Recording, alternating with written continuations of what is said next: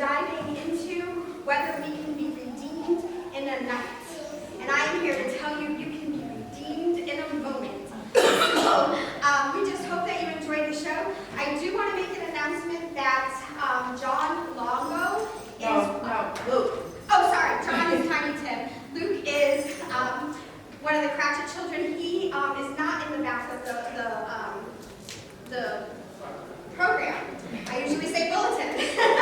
He's not in the, but we want to make sure that he is recognized as well.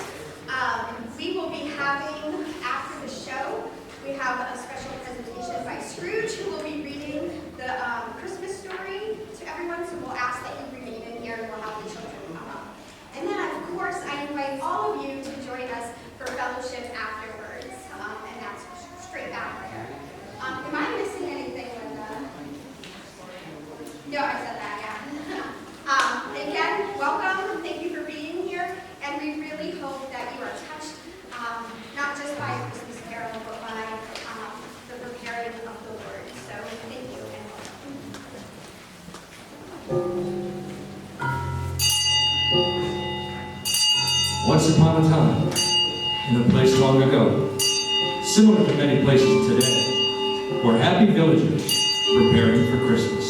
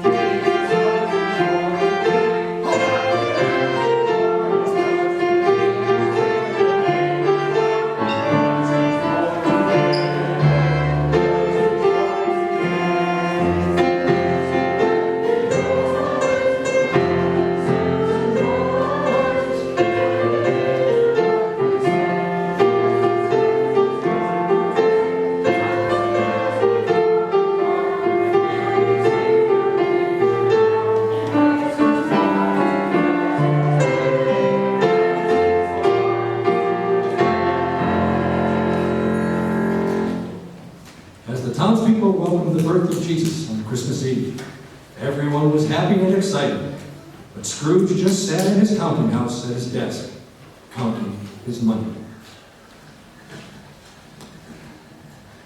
Merry Christmas, Uncle! Bah! Humbug! Humbug, I say!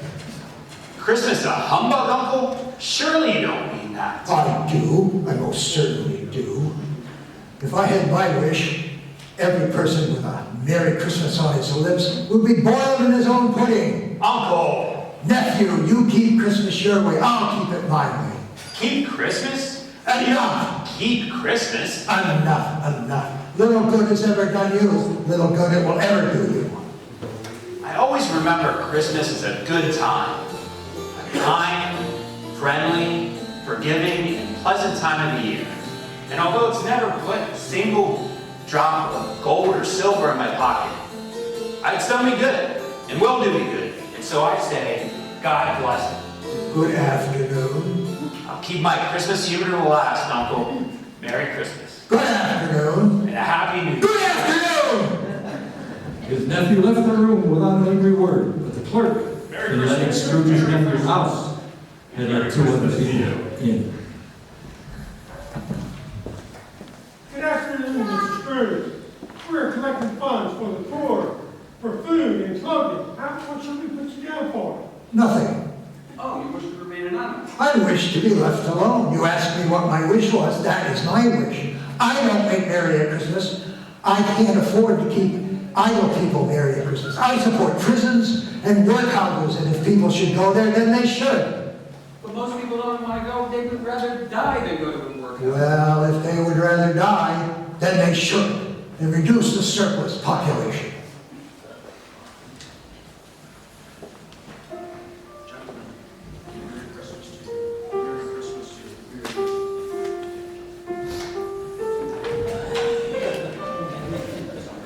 So I suppose you want the whole day off tomorrow.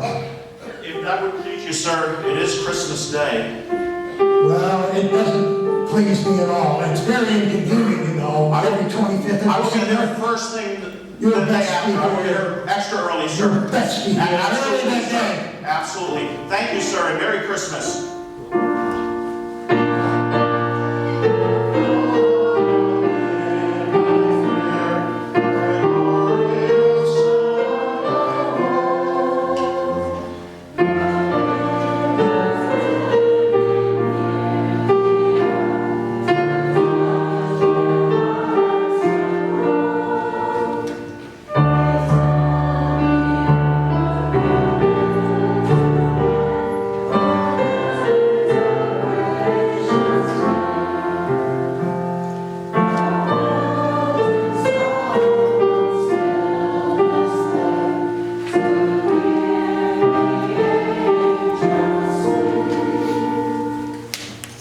The hour of shutting up the counting house had arrived. Scrooge took his melancholy dinner in his usual melancholy cabin, and then went home to bed.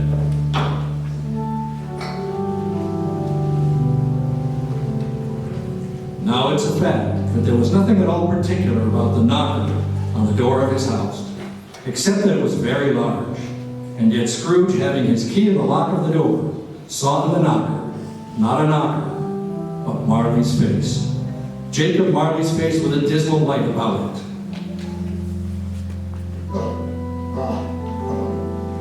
Scrooge entered the room and closed the door with a bang. The sound resounded through the house like thunder, and every room above and every cask in the wine merchant's cellar was below appeared to have a separate peal of echoes and bangs of its own. Scrooge was not a man to be frightened by echoes. He fastened the door, walked across the hall, and up the stairs. Up Scrooge went, not carrying a button for it being very dark. Darkness is cheap, and Scrooge liked cheap. Quite satisfied, he closed the door and locked himself in. He double locked himself in, which was not his custom. Thus secured against surprise, he put on his dressing gown and slippers, his nightcap, and sat down before a very low fire to take his gruel.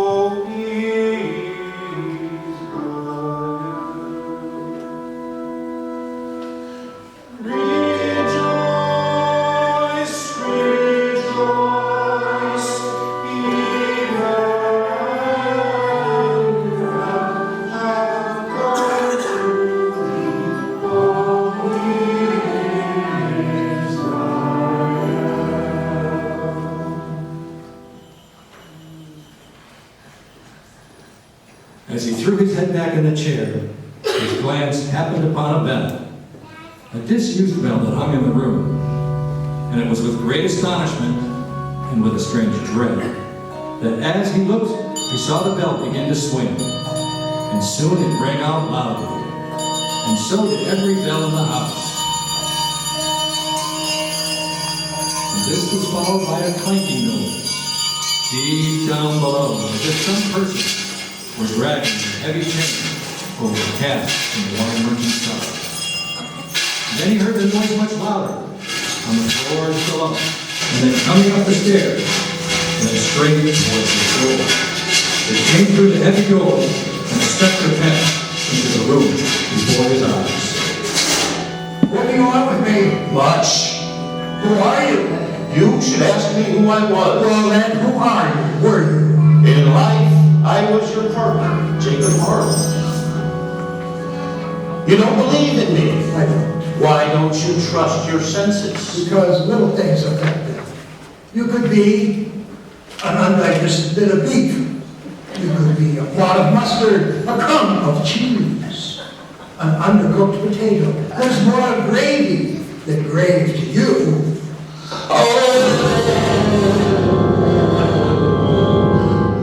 Mercy. Spirit, why do you come and trouble me? Why do spirits walk the earth? Why do they come to me? It is required of every man that the spirit within him should walk among his fellow men and travel far and wide. And if that spirit goes not forth in life, it is condemned to do so after death. I cannot rest. I cannot stay. I cannot linger anywhere. My spirit never walked beyond our counting house. Mark me in life, my spirit never rode beyond our money-changing hole, and weary journeys lie before me. I'm here tonight to warn you that you have but a chance to redeem yourself and escape my fate. You will be haunted by 3 ghosts.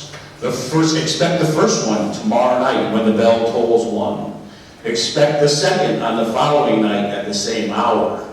Expect the third on the night after when the bell ceases to vibrate after striking 12. Look to see me no more. Scrooge tried to say humbug, but stopped at the first syllable. And being from the emotion he had undergone for the conversation with the ghost and the lateness of the hour, he went straight to bed without undressing or fell asleep on the instant.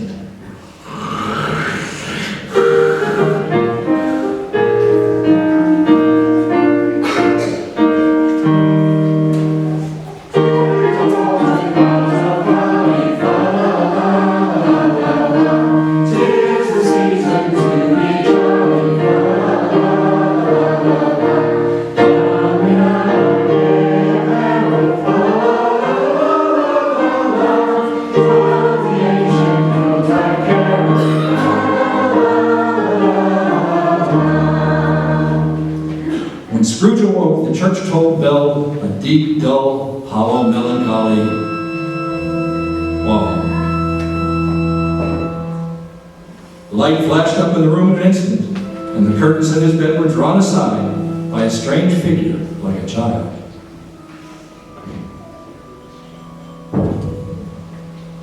Are you the ghost that was foretold to me? Yes, I am. Who and what are you? I am the ghost of Christmas past. Long past? Your past. As the words were spoken, they passed through the wall and stood in the busy thoroughfares of the city. It was made plain enough by the dressing of the shops that here, too, it was Christmas time. The ghost stopped at a certain warehouse door and asked Scrooge if he knew of it. Know it. I apprenticed here. Look, it's Fezziwig, bless his heart. Fezziwig alive again. Yo, Ebenezer, boys, all of you. No more work tonight. It's Christmas Eve. Christmas, Ebenezer, Christmas. Boys, let's get those shutters up faster than a man can say Jack Robinson. And let's clear a little space here for some dancing feet. Who's ready to dance? Don't be shy.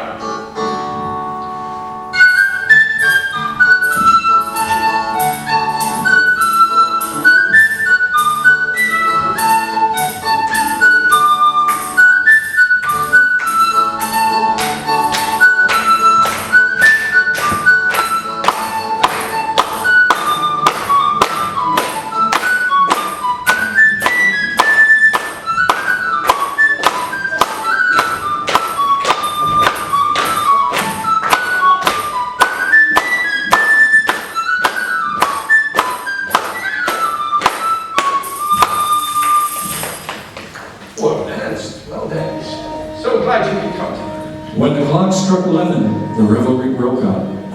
Fezziwig shaking hands with every person as he or she went out, wishing them each a Merry Christmas. It is a small matter to make these silly folks so full of gratitude. Fezziwig has spent but a few pounds of his mortal money. 3 or 4 perhaps. Is that so much that he deserves such praise? Well, it's this thing. He has the power to make us happy or unhappy. He had the power to make our toil a pleasure or not a pleasure. And he did it all with a look and a word and other things too immeasurable to count. What he did for these folks' time was worth more than a fortune. Spirit, remove me from this place. Haunt me no longer.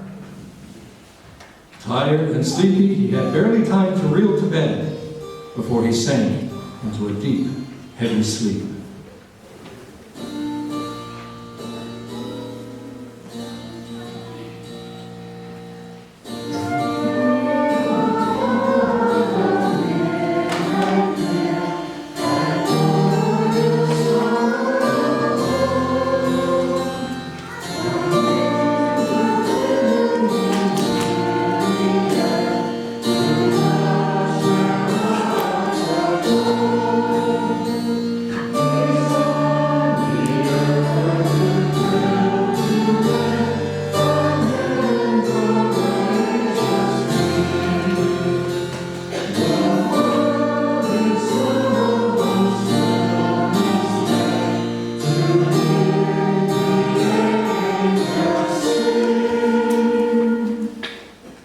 Scrooge awoke in his bedroom. The walls and ceilings were so hung with living green that it looked a perfect grove. The leaves of holly, mistletoe, and ivy reflected back the light, and such a mighty blaze went roaring up the chimney.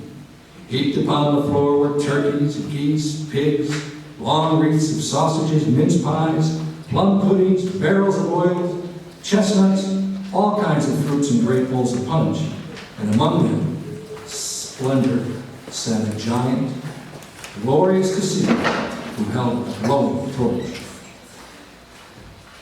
Come here, know me better, man. You have not seen the like of me before. I am the ghost of Christmas present. Grab my robe. Scrooge did as he was told and held it fast. The room and its contents all vanished instantly, and they stood in the city streets upon a snowy Christmas morning. Scrooge and the ghost passed on, invisible, straight to Scrooge's clerk's house. On the threshold of the door, the spirit smiled and stopped to bless Bob Cratchit's dwelling with the sprinklings of his torch. Then Mrs. Cratchit rose up. Who has ever gotten your precious father and your brother, Tiny Tim?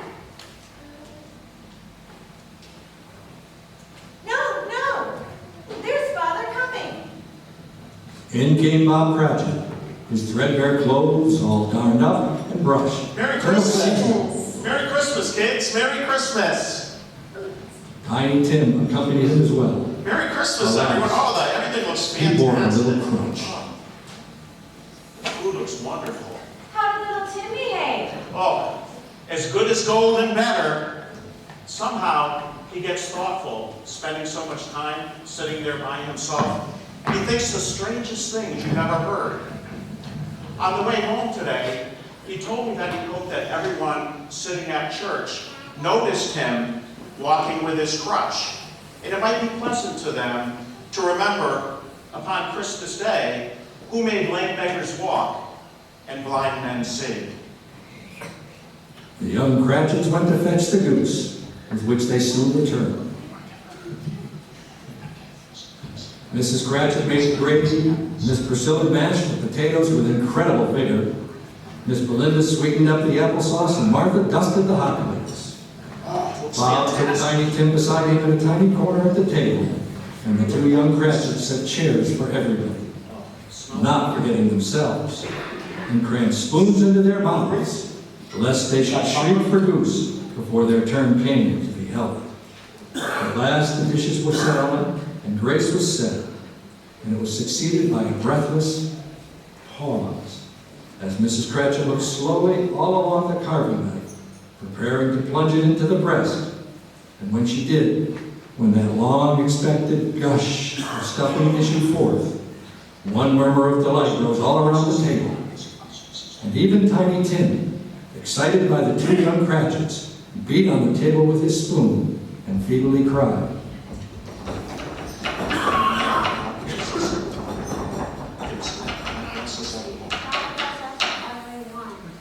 Oh, Merry Christmas, Merry Christmas. But now the plates were being changed by the children, and Mrs. Cratchit left the room to take the pudding up and bring it in. Mrs. Cratchit entered smiling proudly, with the bowl of pudding all festive and bedecked, with Christmas holly on top. Oh, I think it's...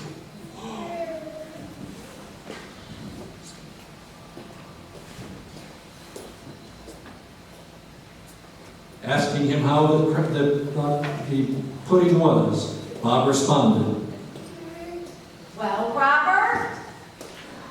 Oh.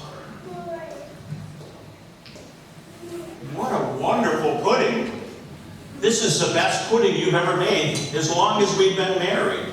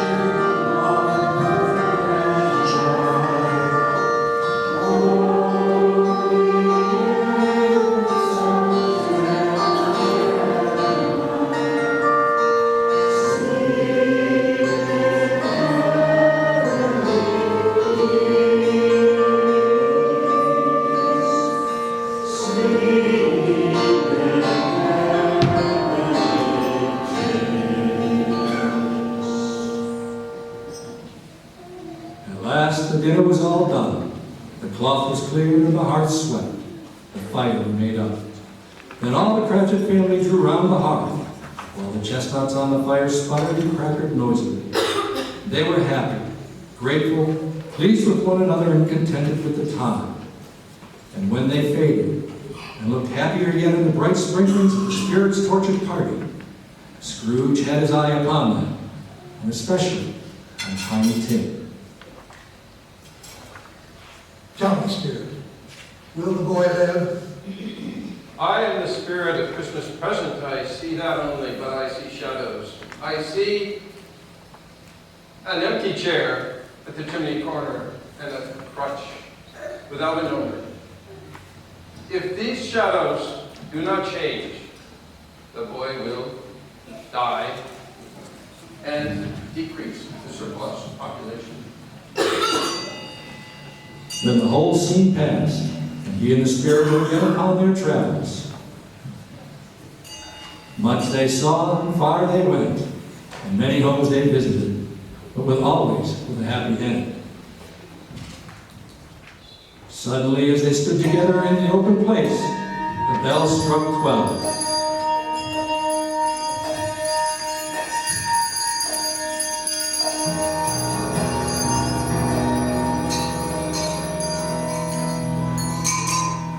Scrooge looked about him for the ghost and saw it no more. As the last stroke ceased to vibrate, he remembered the prediction of old Jacob Marley, and lifting up his eyes, beheld a solemn phantom, draped and hooded, coming like a mist along the ground towards him. Spirit of the future, I fear you more than any other specter I have seen this evening. Will you not speak to me? It gave him no reply. The Spirit's hand was pointed straight before them. Lead on, Spirit. Our time is waning fast, and it's important to me. Lead on. They scarcely seemed to enter the city. Rather, the city seemed to spring up about them. But there they were in the heart of it, amongst the merchants. The Spirit stood beside one little knot of businessmen Observing that the hand was pointed to them, Scrooge advanced to listen to their talk. When did he die? Last night, I believe. But that was money. I have no idea, but I didn't get it. The scene had changed, and now he almost touched a bare, uncurtained bed. A pale light rising in the outer air fell straight upon the bed, and on it, unwatched, unwept, uncared for, was the body of an unknown man. Spirit, show me some tenderness in the face of his death, or else this dark chamber will forever be in my presence. And the ghost conducted him to poor Bob Cratchit's house, the dwelling he had visited before, and found the mother and the children seated round the fire. Quiet, very quiet. The little Cratchits were still as statues in one corner, and sat looking up at Priscilla, who had a book before her. The mother and her daughters were engaged in needlework, but surely they were very quiet.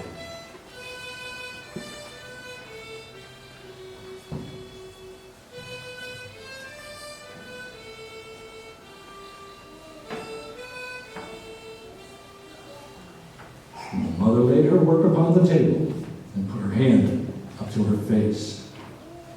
The color hurts my eyes. They're better now. They get weak by candlelight. And I wouldn't want to show your father weak eyes for the world when he comes home. It must be near time for him to come home. Past it rather, but I think he has walked a little slower than he used to these past few days, Mother. I have known him to walk with. I have known him to walk with Tiny Tim upon his shoulder. Very fast indeed, but he was very light to carry. And your father, he loved him so it was no trouble at all. And there's your father at the door. And she hurried out to meet him, and Bob came in. His tea was ready for him, and they all tried to help him to it. Then the two young Cratchits gathered round him and sat close. Bob was very cheerful with them and spoke pleasantly to all the family. He looked at the work upon the table and praised Mrs. Cratchit and the children. You guys have been busy today. It looks beautiful. Thank you, dear. So you went today then, Robert? I did. I so wish you went with me. It's such a beautiful place. The sun was out. The grass is green, sitting on the hill. I know he's happy there. I promised him that we would go there every Sunday, so we'll go there often. My little boy, my poor little boy. Tell me, Spirit, I know our time is nearing an end. I know it, but I don't know how. Spirit, who was that man we saw lying dead? The ghost of Christmas yet to come conveyed him to a dismal, wretched, ruinous churchyard. The spirit stood among the graves and pointed down to one. Scrooge crept towards it, trembling as he went, and following the finger, read upon the stone of the neglected grave his own name, Ebenezer Scrooge.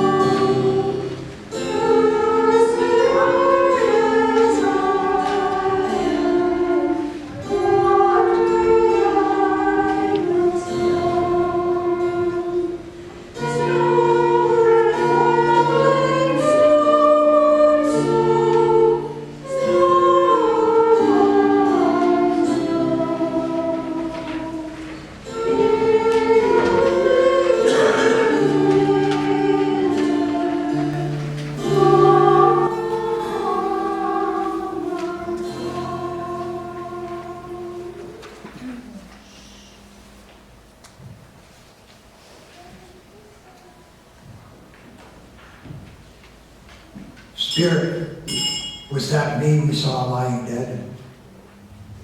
No, no, Spirit, no! I am not the man I was. I will not be the man I must have been. Surely you don't show me these things if I am beyond all hope.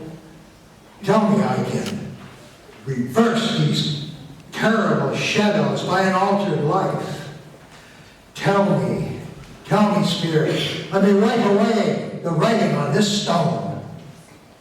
Holding up his hands in one last prayer to have his fate reversed, he saw a change in the phantom's appearance. It faded and vanished in the breeze. Yes, the spirit was gone, and Scrooge was back in his own bed. The bed was his own. The room was his own. And best and happiest of all, the time before him was his own to make amends. He was checked in his transports by the church bells, ringing out the lustiest peals he had ever heard. Running to the window, he threw it open and put out his head. There was no fog, no mist, no night. Just clear, bright, stirring, golden day. Child, tell me, what day is today? Today, like Christmas Day. Oh, I haven't missed it. The spirits did it all in one night. Oh, joy, I could dance a jig if I wasn't so old. Listen, do you know the poulterers 2 doors down on the right? Do they have that large prize turkey hanging, not the little one, but the large one hanging in the window? The one as big as me? Yes, oh, what a remarkable child. She is so smart, I can't believe it. Listen, here's what I want you to do. I want you to go down there and get by that turkey. And I want you to bring it back with the man. Here's some money so you can pay for it. And if you get back here with the man in less than 5 minutes, I'll give you ½ a crown. And the child was off like a shot. I'll send it to Bob Cratchit. He won't know it's from me. Why, that turkey's as big as Tiny Tim. Oh, oh, oh.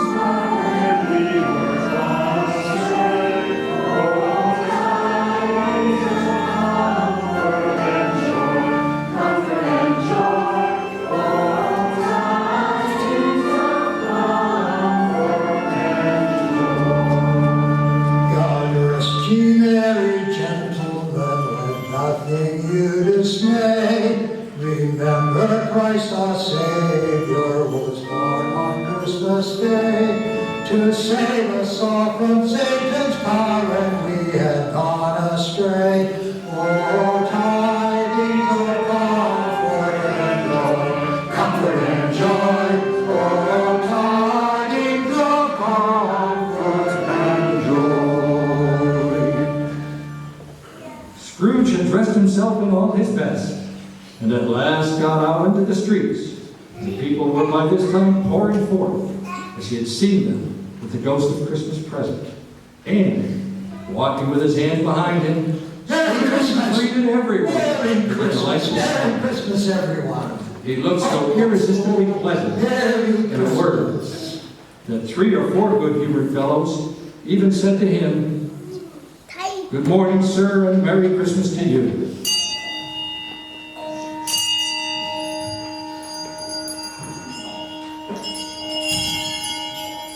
Good morning, and Merry Christmas, gentlemen! Merry Christmas to you.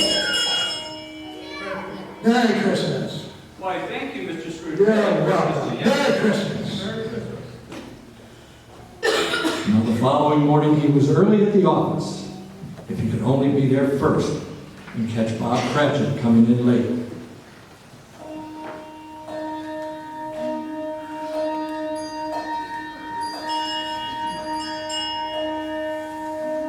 The clock struck 9, and no Bob.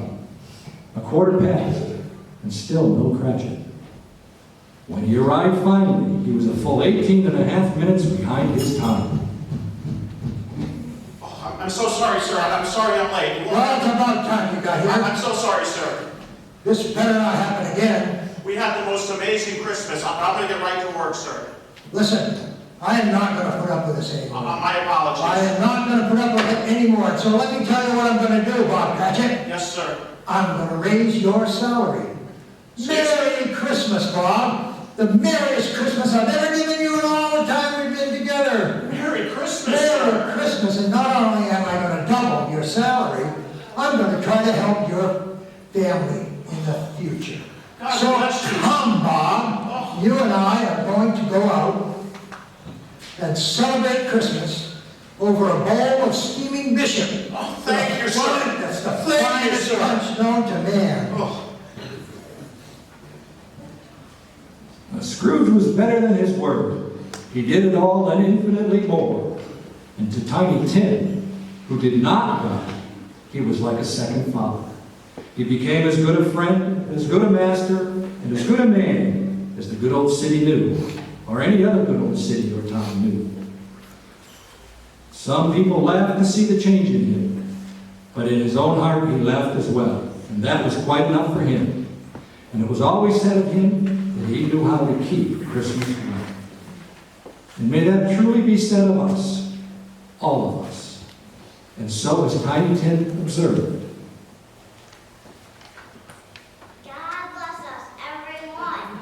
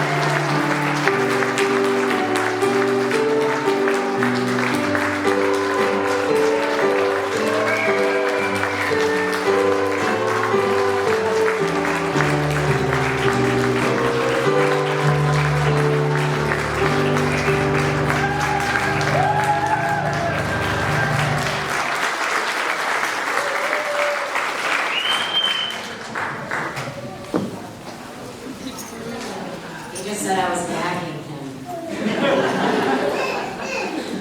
Just really quick, I want to just personally thank the musicians, Linda. I can't even explain how this cast pulled together, and everybody helped in every way that I can't even explain. I want to thank Jeff really quick for making us all sound good.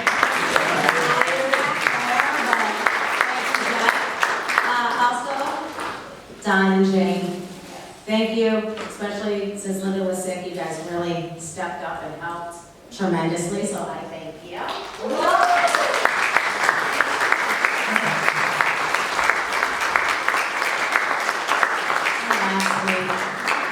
And lastly, Miss Linda, come on up here.